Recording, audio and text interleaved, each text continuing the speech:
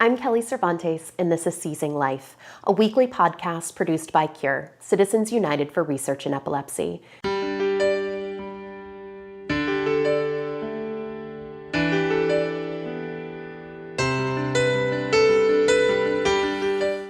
In today's episode, we will be talking about post-traumatic epilepsy with a special focus on its impact on veterans. CURE has a rich history supporting research for post-traumatic epilepsy, PTE, including research on the role of inflammation and potential indicators of risk for epilepsy following head injury. Post-traumatic epilepsy can develop years after a traumatic brain injury and is a major concern for those in the military. Over 40% of combat troops who suffer severe traumatic brain injury are at risk of developing PTE, which can deeply impact their recovery process and create lifelong challenges. In fact, CURE is the recipient of a sizable grant from the Department of Defense to support further research on PTE. To help you understand more about the role PTE plays in traumatic brain injuries, I'm excited to have Dr. Jordan Grafman on the show today. Dr. Grafman is a professor at Northwestern University in the Department of Physical Medicine and Rehabilitation and the Department of Psychiatry for the Feinberg School of Medicine. He is also the director and brain injury research chief for the Shirley Ryan AbilityLab. He brings his wealth of experience to help us better understand how traumatic brain injury can lead to post-traumatic epilepsy. Dr. Grafman, thank you so much for joining us today. Well, thank you for inviting me. I appreciate it. Of course. So I want to start by getting to know you a little bit and what drew you to post-traumatic epilepsy research and the work that you've done for veterans. Do you have a vested interest in neurological conditions? Well, when I started, I was going into the Air Force as an officer and a researcher. And I was assigned at the time to Walter Reed Army Medical Center because the Vietnam head injury study was just starting. And it was starting because a neurologist at the NIH at the time, Bill Cavanis, had knowledge that post-traumatic epilepsy that's caused by penetrating brain injuries results in a significant proportion of those people who suffered the penetrating brain injuries having epilepsy. And he was interested in the mechanisms of epilepsy. So he persuaded neurosurgeons in Vietnam, in MASH units, to send back materials indicating usually who survived so that they could be followed up later to determine how many of them developed epilepsy. So in a way, I lucked into that program at the time. It was very fortunate because within the study of brain function, studying people who've had injuries after combat, brain injuries, has led to a whole wealth of new information about how the brain works. So it was, I was very fortunate to be on this study, and it was a team led by a neurologist, Dr. Andres Salazar. I was the head of neuropsychology on the team. I'm a cognitive neuroscientist, and we studied these vets about 15 years after their original injury in Vietnam. Wow. It's actually encouraging for me to hear that there was sort of a vested interest in this, and that, you know, for decades now that post-traumatic epilepsy has been studied. I feel like there is, sometimes there can be such a lag in epilepsy research. And so it's actually, I find that interesting that this research has been going on, although on the other side, that still so much more needs to be learned. It's true. It's true.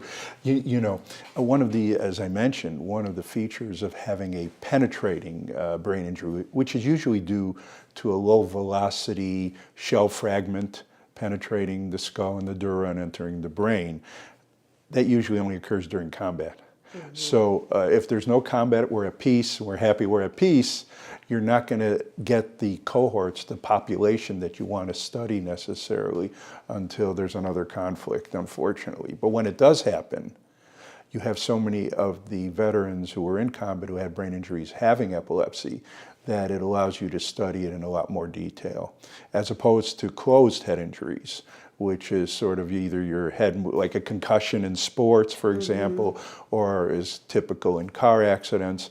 You can still have seizures, but the percentage of people who have seizures after closed head injury is much lower, particularly mild and moderate. It gets a little bit higher with severe closed head injuries because often in those injuries, there's bleeding in the brain, or there can even be a skull fracture with maybe some skull fragments going into the brain. All of that increases the likelihood of having epilepsy after even a closed traumatic brain injury. But you get double the numbers with penetrating. That makes so much sense then why the statistics are what they are, that you see in these veterans, this higher percentage of the post-traumatic epilepsy, because that part of our population is at such a higher risk of having those That's right. penetrating brain injuries. We're talking about, the difference between the penetrating and the closed head injuries. Are there any other trends that you have found with veterans versus the regular population with traumatic brain injuries that sort of sets the veterans apart when for being at risk for PTE? So anybody who has a traumatic brain injury is at higher risk than somebody having a spontaneous seizure but doesn't have any prior traumatic brain injury. So you're at increased risk just having a traumatic brain injury, but the odds are quite small if it's a mild or moderate closed traumatic brain injury. As we talked about, the odds go way up if you have a penetrating brain injury or if you have a severe closed traumatic brain injury, just because of, in that case, you have bleeding in the brain, for example. So it just raises the risk. What have you learned from studying the Vietnam veterans that is helping with the wars that occurred in Iraq and Afghanistan and Syria and that we're able to use now for our veterans? Right, so let me take even a step back before that, before sort of medical applications, things that are learned. On the basis of our Vietnam head injury study, both the military and the Veterans Administration opened specialized brain injury units. They didn't exist before we did our study, and Dr. Salazar, the neurologist on our study, along with civilians, petitioned the Congress to give the money so that these centers could be opened. So that gives people who have traumatic brain injury, at least while they're in the military, places to go where they'll see expertise on post-traumatic epilepsy, on traumatic brain injury, rather than being shuttled around to any person in the medical healthcare system in either the military or the VA. So that was the first step. So what we also learned, for example, we've learned many things. I'll give you one example. Often when somebody had a penetrating traumatic brain injury in Vietnam, they were put on the Dilantin to try to prevent seizures from occurring.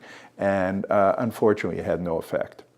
So using anticonvulsant medication early on may be somewhat helpful, say in the first week, but after that it doesn't have much help in preventing the onset. Now they obviously are helpful in controlling the frequency or the severity of epilepsy, but not the occurrence. So we were able to substantiate that as well. Has there been an increase or a decrease in the percentage of post-traumatic epilepsy, or is it a constant from 50 years ago to now? There's been no change. None whatsoever. No, it's the same percentage. That's horribly frustrating, I'm sure, It's as frustrating. a researcher and a scientist. Well, it's frustrating, but it also points out the importance of dealing with the issue since it's common, and there's been no change in its presentation across conflicts. But the research studies are being done to try and see and find those preventative treatments that can try and stop those. Absolutely. I mean, there's across a range of kinds of studies. So for example, the first thing we noticed, and other people have substantiated this, having a family history of epilepsy, for example, doesn't make you more or less likely to have it after a traumatic brain injury. So that doesn't seem to be a big factor. The amount of damage in the brain contributes up until the very largest sorts of amounts of damage. And in that case, sometimes people don't have epilepsy at all. So it's a funny looking curve if you're trying to better understand the severity of the injury in penetrating. Because in penetrating brain injuries, we have the advantage of being able to estimate the total brain volume loss. In closed traumatic brain injuries, especially the mild to moderate traumatic brain injuries, where less is known about why just a small proportion of people have epilepsy. After the mild to moderate traumatic brain injury, it's hard to estimate the amount of brain damage in those cases. Sure. It's a little bit easier if it's a severe closed traumatic brain injury. So that's another kind of predictor. It's more predictive if you have a penetrating brain injury. Genetic predisposition, well, there are some genes that may play a role in the case of post-traumatic epilepsy. And those are genes that are often concerned with plasticity of the brain. They may be concerned with certain chemicals that are in the brain. For example, there are chemicals like glutamate, which are in the brain, that are very excitatory. They help our brain be very active. And if you have the wrong variant of that gene, it makes you slightly more likely to have epilepsy. And it makes sense in a way, because if they're already excitatory and you have the wrong polymorphism for it, perhaps there's an overabundance of it, making it more likely you might have a seizure. Then, of course, there's other sorts of issues that involve how the networks of the brain function. So part of the way we function, we have inhibition. And inhibition controls the activity of brain regions. And if you have damage to neurons that are interested in inhibiting abnormal functions, well, then it makes it more likely that you might have excitatory activity in an area of the brain. There's lots of work going on now in immunology and neuroimmune functions, because there's some evidence, and this is particularly true for closed traumatic brain injuries, that you can have abnormal microglia, these little cells that damage, that eat up neurons. They're trying to get rid of the trash in the nervous system. They're overabundant after traumatic brain injury, at least in some people, not in all people, but in some people. So there's a thought that if you help control that activity through various means, you might be able, if not to eliminate epilepsy or seizures, you might be able to better control the frequency and severity of them. Hi, this is Brandon from Citizens United for Research in Epilepsy, or CURE.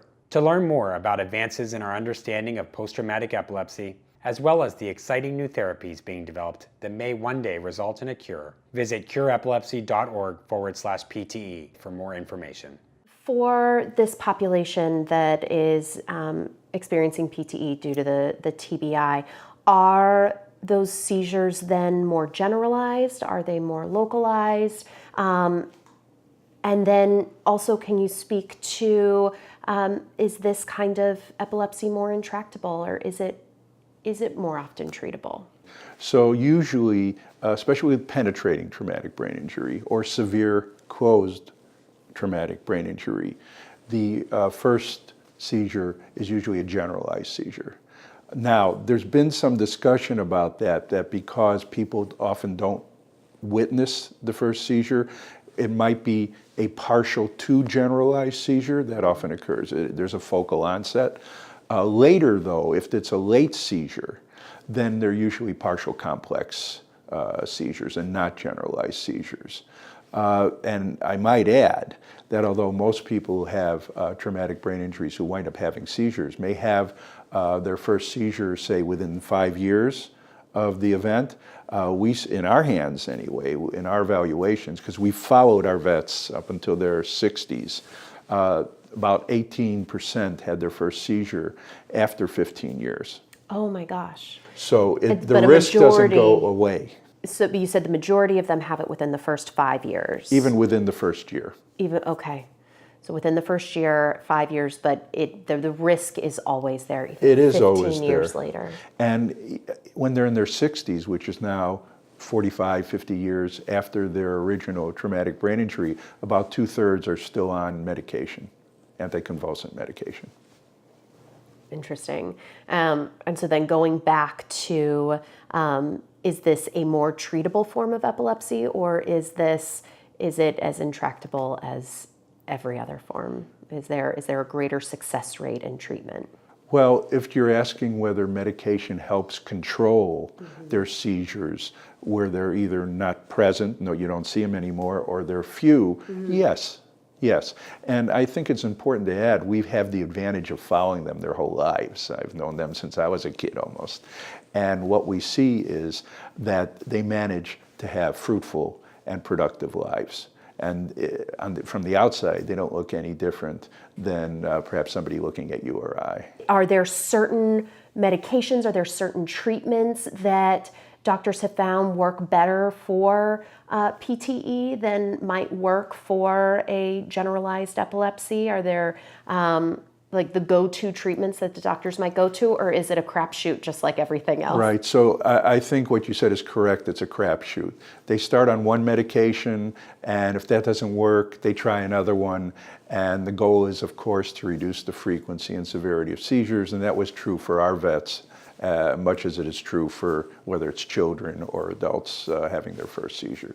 You just want to prevent it, and you keep trying. There are common meds that are available, and those are the ones that are used. Is there exciting research on the horizon that's saying, you know what, let's go down this path, let's focus on this because maybe we can prevent the epilepsy from occurring if we know, in these higher at-risk populations? So the more you learn about the molecular mechanisms of epilepsy, the more you can develop, hopefully, treatments that target that. But we don't do whole genome genetic testing yet in every soul. Sure. We're not doing that, and there's lots of ethical issues involved with doing that. So we can't really do that when somebody enters the military. Although we can draw blood, we can find out about their genetic predisposition before they go into combat, but the military is not going to use that to eliminate people from going into combat. Of course not. Right. So, but if you understand better the molecular mechanisms, and there's a lot of research to try to do that, then maybe you can develop better drugs or better treatments to target those mechanisms that are more likely to go awry with a traumatic brain injury. So that's one approach. Another approach, as we talked about before, is trying to better understand the brain's immune system. And there may be some differences in the brain's immune system from the body's immune system. And people didn't pay as much attention to that until the last 10 or 20 years, often now focusing attention on disorders other than epilepsy, but as a byproduct, we're going to learn a lot more about neuroimmune functions and abnormal neuroimmune functions after the traumatic brain injury occurs. And if we can control those a little bit better, that may also reduce the likelihood of somebody having epilepsy. So that's hopeful. Fascinating. That's hopeful. And then, of course, with genes, there may be some genes that are not so much going to help predict who has epilepsy, but might tell you something about the brain's response to epilepsy. Now, if you can, and this is a little bit into the future, but if you can manipulate those genes in some way using techniques like CRISPR, the new genetic techniques that allow you to edit the gene, then maybe that might be another way to help improve people's likelihood of not having epilepsy after brain damage. Have you seen any differences in PTE based on the branch of the military that the person is serving in, or in where they are in combat? Are there certain branches, I guess, that are more likely to see higher rates of PTE? Sure. If you're a ground force, you're obviously more likely to see it than if you're in the Air Force or on a ship, on a boat. It can still happen for various reasons. If you're a ground force, then there are lots of ways that could occur. You could be in a vehicle, there could be a roadside bomb, you could be thrown in the vehicle and hit your head against the surface, one of the surfaces of the cabin you're in, for example.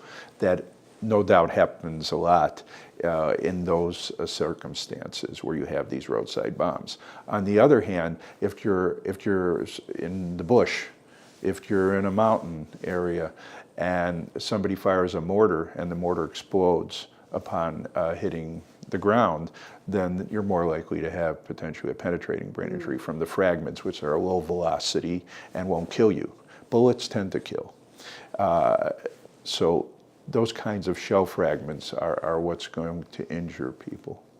Looking at sort of the comorbidities of PTE, do you see any correlations between PTSD and PTE? Epilepsy itself doesn't, in the case of traumatic brain injury, doesn't contribute any more to somebody having post-traumatic stress disorder. The reason that people do or don't experience PTSD after a traumatic brain injury is usually due to the combination of the exposure they had, the experience they had, and where the brain injury is. Because there's some brain injuries, if they damage certain tissue, they lessen the likelihood actually of having PTSD. It's a paradoxical effect. That's fascinating. Do these vets experience the same stigma around their epilepsy? I'm assuming as anyone in the general public will. And, have there been, has that stigma sort of been decreased over the years as we sort of see the same with PTSD? I feel like some of that stigma has been